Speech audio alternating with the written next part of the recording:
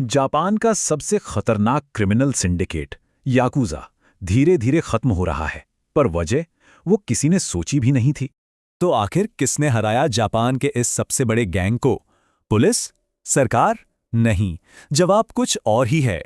उन्हें हराया एक ऐसी पीढ़ी ने जिनके हथियार बंदूकें नहीं बल्कि स्मार्टफोन्स और नई सोच थी।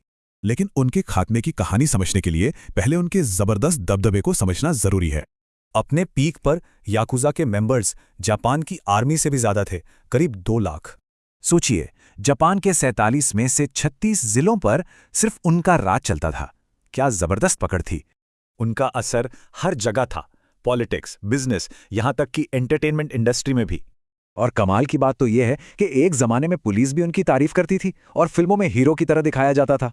लेकिन 1980 के दशक में इस मजबूत साम्राज्य में पहली दरार आई, वो भी अंदर से। लीडर की मौत के बाद गद्दी की लड़ाई शुरू हुई और जापान की सड़कों पर खूनी गैंग वॉर छिड़ गया। और पहली बार आम जनता जो सब सह लेती थी, वो इस रोज रोज की हिंसा से तंग आ गई। बस जनता का मूड बदला और सरकार को भी एक्शन लेना ही पड़ा। 2011 के कानून तो असली गेम चेंजर साबित हुए। इसने उन्हें मॉडर्न सोसाइटी से ही बाहर कर दिया।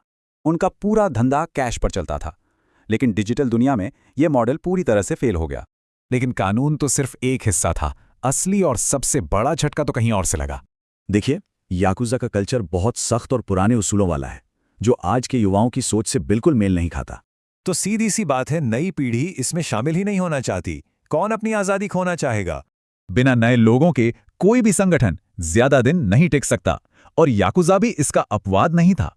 लेकिन इसका मतलब ये नहीं कि ऑर्गेनाइज्ड क्राइम खत्म हो गया। नहीं, उसने बस अपना रूप बदल लिया है। ये नए गैंग्स अब सोशल मीडिया से युवाओं को हायर करते हैं। एक काम करो, पैसे लो और बात खत्म। पुलिस अब तक 10,000 से भी ज्यादा युवाओं को इन डिजिटल क्राइम गैंग्स के चक्कर में गिरफ्तार कर चुकी है।